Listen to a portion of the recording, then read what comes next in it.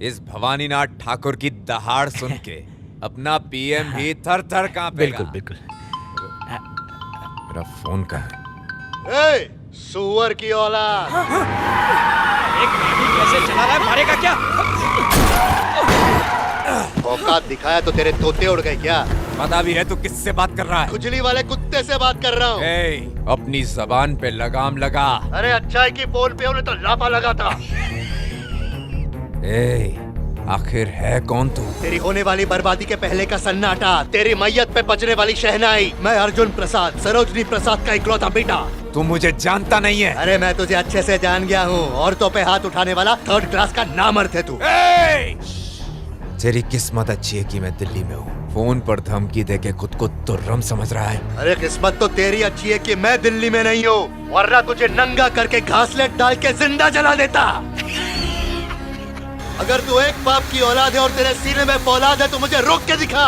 मैं solar power plant का भूमि पूजन करने जा रहा हूँ। आजा, जो उखाड़ना है उखाड़। उल्टी गिनती शुरू कर दे, तेरी मौत का काउंटडाउन शुरू हो गया। अरे आना, तू गिनती गिन या पूरा चोपड़ा लिख, मैं पढ़ूंगा तेरे मौत का पहाड़ा। और सुन, मैं सिर्फ खोखली धमकी नहीं दे रहा, ये ले।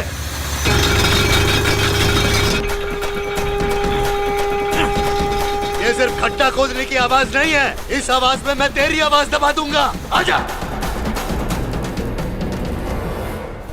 आज मेरा दिल बहुत घबरा रहा है, पता नहीं क्या होगा। मेरा भी।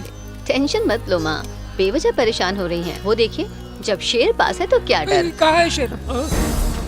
ए वेंकटेश। जी सर। काम क्यों नहीं कर रहे? नीचे बहुत बड़ा पत्थर है सर। तो डायनामाइट लगा के उड़ा दो। Okay sir. ए सुनो,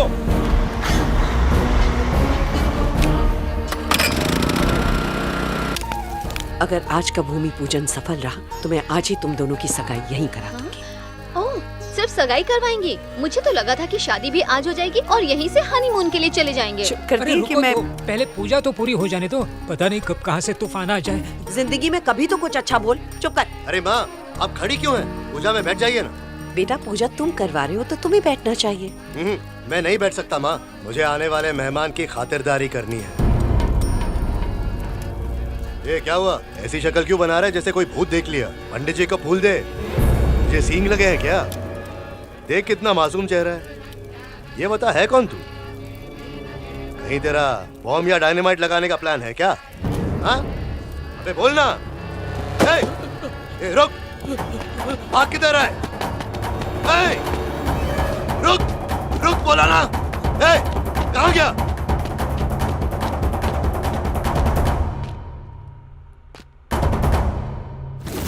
अर्जुन!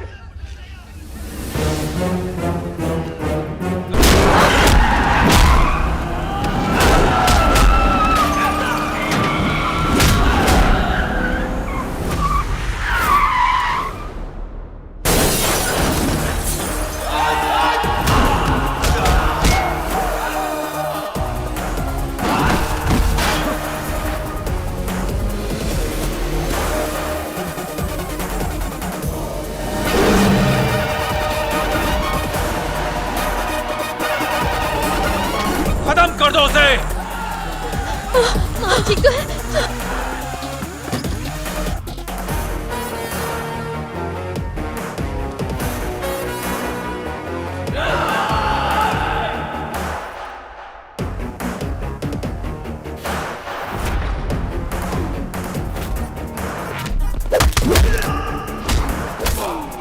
कहा था ये प्रोजेक्ट मत करो, अब देखो क्या हो रहा है। जरा देखिए तो सही माँ, वो कैसे सबके छक्के छुड़ा रहा है।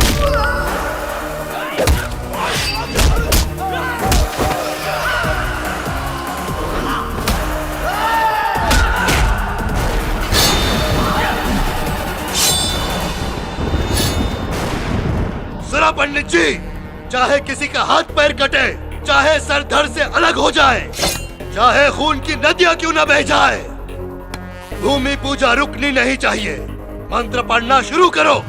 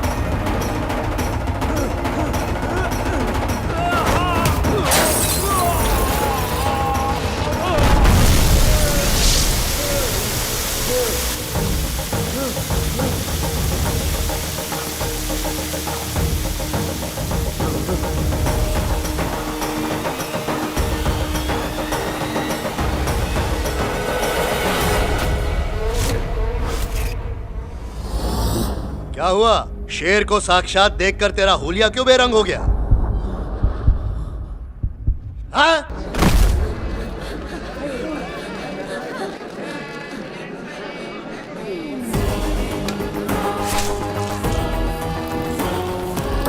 ए, आ जाओ, सबको एक साथ काटूंगा।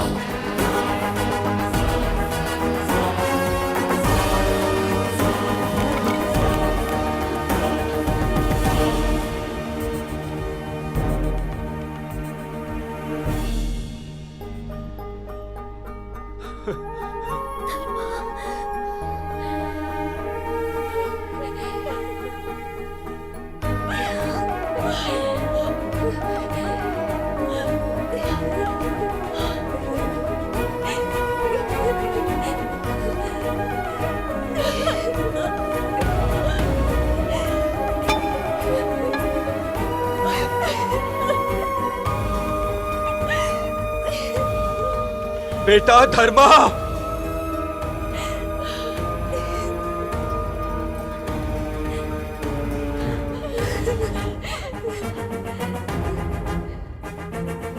क्या कहा? धर्मा?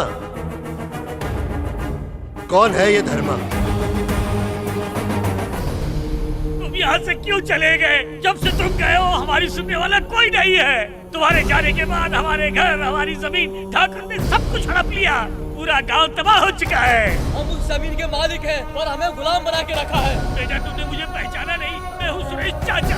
और मैं पवन सिंह। मैं छोटू हूँ भैया। मैं सुनील कुमार। तुम हम सबको कैसे चुप हो जाओ, कुछ मत कहो। किसके सामने गिड़गिड़ा रहे हो? जिसने बहन को नहीं पहचाना, अपने बाप तक को नहीं पहचाना, बल्कि उस लड़की को भी नहीं पहचाना जिससे वो प्यार करता है। नहीं, ये हमारा धर्मा नहीं हो सकता। ये उसका कोई हम शक्ल है। जब वो नहीं रहा तो यहाँ कैसे आ सकता है? हमें माफ कर दीजिए साहब, हम नादानों ने आपको धर्मा समझ लिया। आप अपना काम जारी रखिए, हम चलते हैं। चलो यहाँ से, चलो। चलो बेटा यहाँ से, ये जगह ठीक नहीं है। 1 मिनट रुको, 1 मिनट। तो तुमने कहा कि हमारे चेयरमैन की शक्ल किसी से मिलती है, वही तुम्हारे धर्मा से। उसको किसने मारा बताओ? मैंने कहा मेरा बेटा नहीं रहा। मैंने ये कभी नहीं कहा कि उसे किसी ने मारा है। ए, तू अपना मुंह बंद नहीं रख सकता? अरे वो हमें अगर पता चल जाए कि धर्मा को किसने मारा है तो हम उससे दूर रहेंगे ना, इसलिए पूछा। किसी में इतनी हिम्मत नहीं कि मेरे बेटे को मार सके। वो सिर्फ मेरा बेटा नहीं, इस पूरे गांव का बेटा है और हमारा रखवाला भी है। वो इस गांव के लिए फरिश्ता था, हम सबका रक्षक।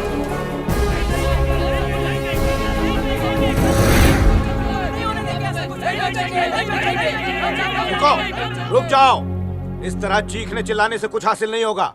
ये हमारी मेहनत का अनाज है, इसे कम दामों में नहीं बेचेंगे हम। तुम्हें हमारी कीमत देनी है तो दो, वरना यहाँ से निकलो। मैं चुप उठे, यहाँ का यही कानून है। अगर बेचना है तो बेचो, वरना जाओ यहाँ से। क्या किस दाम पर बिकेगा वो सब का सब यहाँ मालिक तय करेंगे। तू नहीं बुढ़े, और आंखें नीचे कर, वरना आंखें नोच कर कौवों को खिला दूंगा। मर गए मारने वाले, धमकी मत देना। आखिर नुकसान झेलकर हम फसल क्यों बेचे? अरे क्यों इतनी अकड़ दिखा रहे हो तुम लोग? गली गली में कुत्तों की तरह भटकते थे। तुम लोगों को सरकार ने पनाह दी और तुम लोग अपनी औकात भूल गए और हम पर धौंस जमा रहे हैं। जब तू भी यहाँ पर आया था तो तेरी भी कोई औकात नहीं थी, समझा? तेरा किसान की औकात क्या होती है? जमीन और आसमान से भीख मांगता है, भिखारी होता है वो। और मुझे अनाज नहीं बेचोगे? आग लगा दो इनके अनाज को।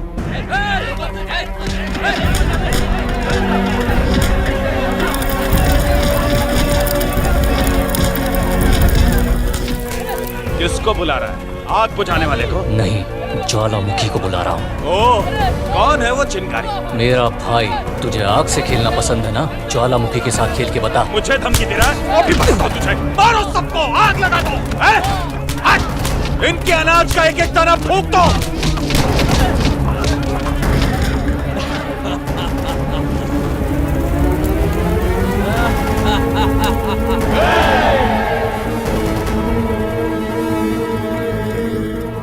रस्सी जल गई लेकिन बल नहीं गया। आग से खेलने फिर आ गया तू। अरे किसके दम पे कूद रहा है? धर्मा, मेरा बेटा धर्मा।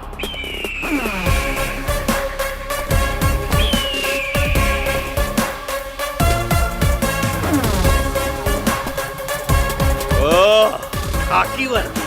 मैं इधर ड्यूटी नहीं, ऑफलाइन ड्यूटी करने आया है।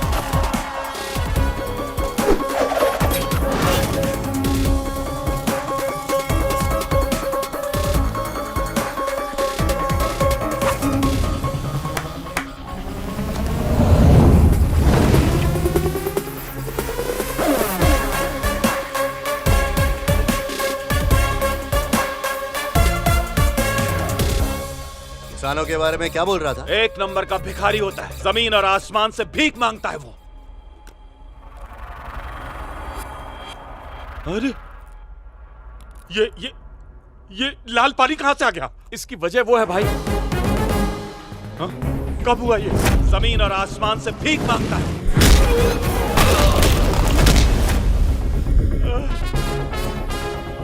किसानों को भिखारी बोल रहे तू?